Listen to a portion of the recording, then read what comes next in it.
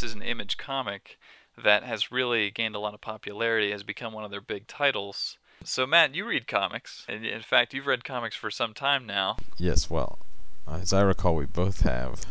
The thing is, I really haven't read them in a long time. And like when I was a kid, I remember we definitely read them. You know, I can remember hanging them on my wall at one point. That's Yeah. whenever I cared about really keeping them in the bags, make sure it's Oh, mint yeah. condition.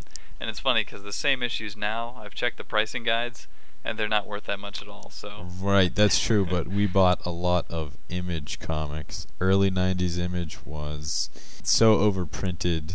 Very little of those comics from that time have any value. Image at the beginning, I was really into them when they first came out because of the art. Rob Liefeld, Todd McFarlane, all these artists that left Marvel sort of in sort of like a group walkout of artists to to get their ideas, to actually have control over their art and their creations. But the stories were not strong, supposedly at the beginning, which didn't bother me much because I never read them for the story. I just for the art. Yeah, well, I think Todd McFarlane had an interesting idea with Yeah. Spawn.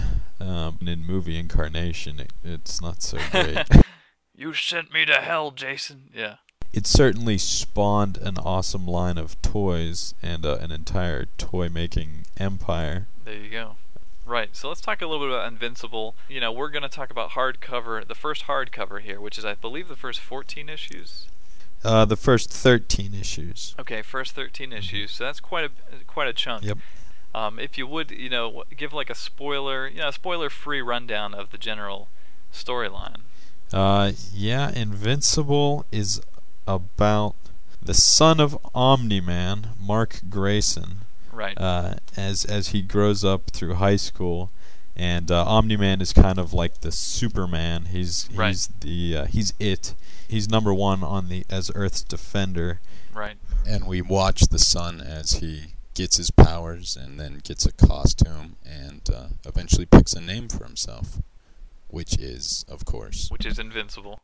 Invincible reminds me a lot of picking through all of the good superhero genre for the things that you liked, and kind of it mixes them together, but it's putting a lot of fresh new twists and spins on it, and there's some good humor in there, so you feel on the one hand like it's paying homage to that feeling a superhero comic used to give you, and at the same time poking fun at some of what is ridiculous about superhero comics anyway.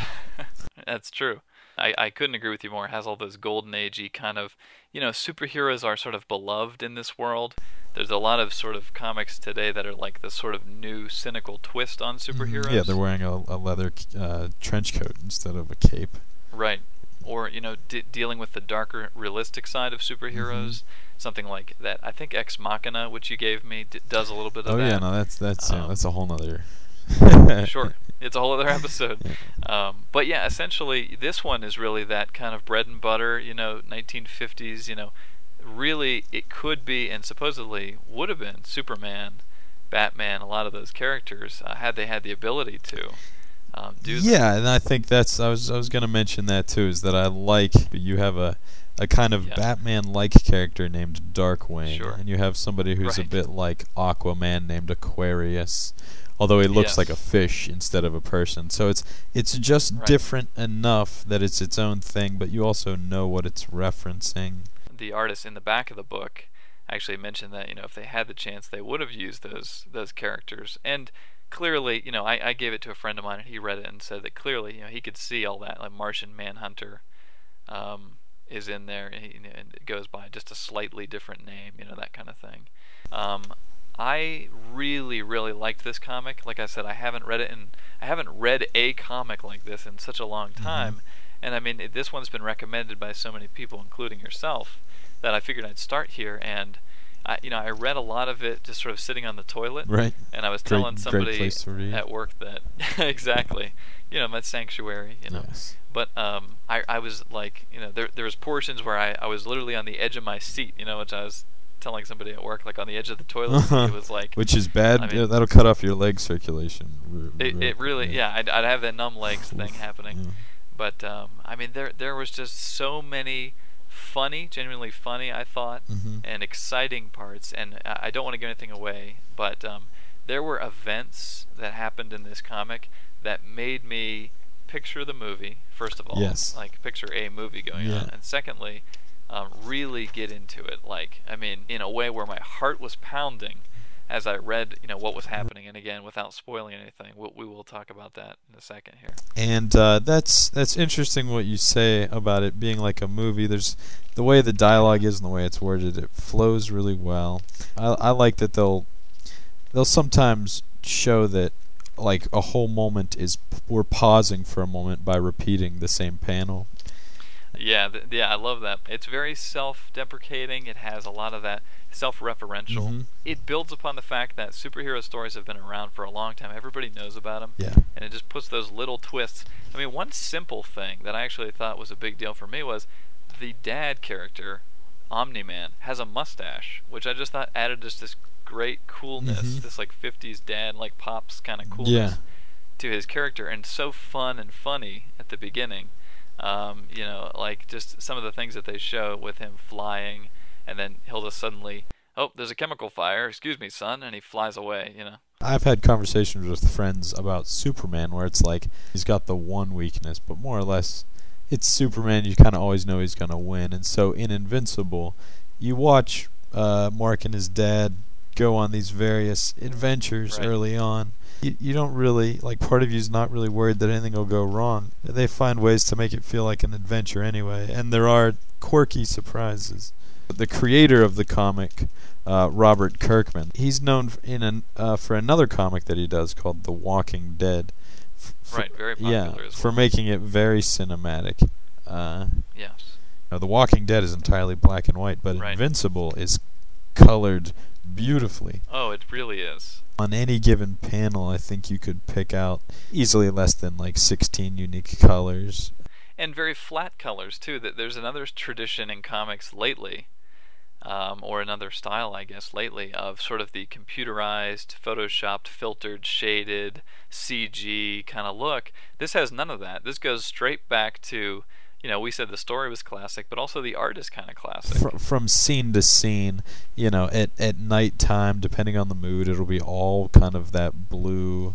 There's a scene where his father's telling him a story, and it's all very kind of like your red, warm colors. And such a great, as an artist, I love that style. I find it to be just really inspiring. Another thing is that Kirkman has done a couple other Image comics. The one that comes to my mind most immediately is called Brit.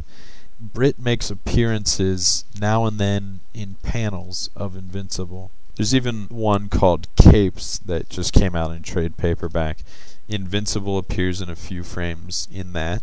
Oh, very cool. And so does Brit. So he's managed to tie together Invincible, Capes, and Brit, and I imagine there's a few other little nods to various story here and there. Well, hopefully it continues for a long time. I'm looking forward to getting on the regular sort of issue by issue, read with Invincible, because I'm pretty much running through the hardcovers, and I'll need to catch them with everybody else as they come out.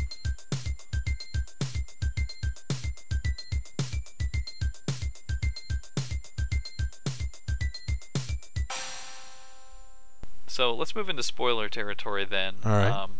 This would be the point where you pause it if you don't want to know anything big, because this comic has some big events that take place. It sure does. Chief among them is this reveal, which basically takes the Superman goody two-shoes kind of father and flips that whole thing just completely on its head. Mm-hmm. There's a scene which introduces the Guardians of the Globe, which are sort of a Justice League parody. your Batman and your Wonder Woman, the Darkwing, and right, the you've got all them. And then they're brutally killed by Omni-Man. And then, of course, it's revealed later that Omni-Man is not quite as much of a hero as everyone thought he was. And that revelation to his son, my heart was just pounding, because everything he thought was so bread and butter is flipped. And supposedly this was how the comic was pitched, that it would have this massive change. At first, you think like the team up between father and son is just awesome. You love the idea of like a a dad passing on his trade to his boy. And to some extent, you know, they have these conversations like, gee, do you ever think I'll be as strong as you or fly as fast as you? And his dad, you know, with pride is like, you sure will, son, in time, but you're not quite yet, you know, you can't beat your old man. And you're right, we've got this reveal where we're just getting to know these new characters, the Darkwing, War Woman, Aquarius, right, they're introduced only briefly, and yet you kind of, because they are, and I know this was intentional, because they are essentially, you know, icons, versions of other superheroes, you connect with them right away. You're like, that's the Batman, that's the Wonder Woman, and, you know, it's the first time in the comic where it becomes graphic. Very violent. Only one of them has a moment to look at who took them all out. And does literally violently take them out in seconds, and that's what the thing that, if you're a kid reading this, like if you're a parent and you're like considering giving this to your kids, this moment changes that certainly, because it was a PG rated comic, and then it becomes this other thing. And I thought, to its strength and to its credit, is that it takes that, it would not have had that impact if it had not started the way that it did. And so to me, it was a real Luke Skywalker and Darth Vader moment.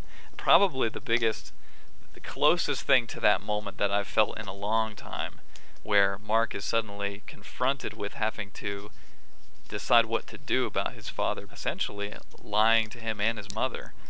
It's heartbreaking. It's really like a crushing scene. And the thing about it that works really well for me is that he knows that it's true. He knows that that what his dad is saying is true. He knows that he's going to die, that he won't die, and that everybody around him eventually will. So his dad is making these sensible arguments in one way, and on the other hand, Mark's just, you know, so just struck by this whole thing that you can tell that he doesn't quite know how to respond. And I loved watching him go from confused, hurt, to suddenly anger, where there's a full-blown frame, and the hardcover has giant pictures where he's yelling back, "I don't care about Viltrium," which is the planet, you know. And it's just like he finally unleashes in anger, and his dad sort of stops and says something like, you know, "You don't want to do this, son," like, you know, kind of cautioning him, and you can just feel that it's coming. You know, like there's something that their relationship will not be the same after this. I think it's the second issue of Invincible that we just start with this full page of the father saying, like, "Son, I want to tell you where I really came from." My gosh. And he's got this look in his eye that's like this proud, kind of warm, big watery eyes. And you know, issue 11, when it's just his bloody arm, like his Superman's arm, like you were saying. It's a full page thing, but this time the look in his eyes is a kind of like knowing that his son is about to lose it with the thing he has to tell him, and he's covered in blood. They literally revisit, like you said, the exact same story that he originally told Mark, but it was a lie, and it's basically the same panels now, but with the truth, basically superimposed over top of it, including, like you said, some very violent. And I have to say that Viltrumites are my new favorite villain, because they are tough. Oh yeah. I haven't seen a comic do that. Now, you read a lot more comics than I have, but I look forward to talking about, you know, more comics with you over time. But you know, Viltrumites, have you seen a tougher opponent? You know, Superman, there is that idea of like, well, he's the only survivor from that planet. This kind of has it like, you know, if the whole planet exists and everybody there wants to dominate the galaxy. No, that's exactly it. It's like, what if Kryptonite didn't blow up, and everybody on it was actually bent on domination? Because how could you stop? Like, Superman takes care of the planet Earth, you know? Yeah, by himself. Literally, pretty much, he does it. He does. He handles the big tough jobs. So how could a single Superman handle, like, you know, an army of Supermen? I mean, that's kind of the idea, is that instead you have an entire, you know, collective of these people who one of them can control a planet. What do you do? And so, you know, they build the idea of this task force that, you know, goes through and attempts to somehow stand up against the Viltrumites. But I gotta say, at this point, I don't have any idea how you would do something like that. They decapitate, they break in half, it's like they're so clean cut about how they go about killing, smashing heads or whatever. I mean, it's frightening. They're brutal. The twist is not only that the Superman of the planet is not necessarily a hero, right. but it's also now that there really truly is no defender or protector of Earth. It's crushing. Real quickly, they are making a film supposedly of Invincible. Now, I mean, I should back up and say the rights have been licensed, and a screenplay is being written by the writer, by Kirkman, Wow. and which is great news. But this kind of stuff happens all the time, so I keep my expectations low. But oh yeah. I'm looking forward to getting into more comics as a result of this, and gratitude for your recommendation and everything. Oh yeah, absolutely. It's just a great comic. Absolutely is.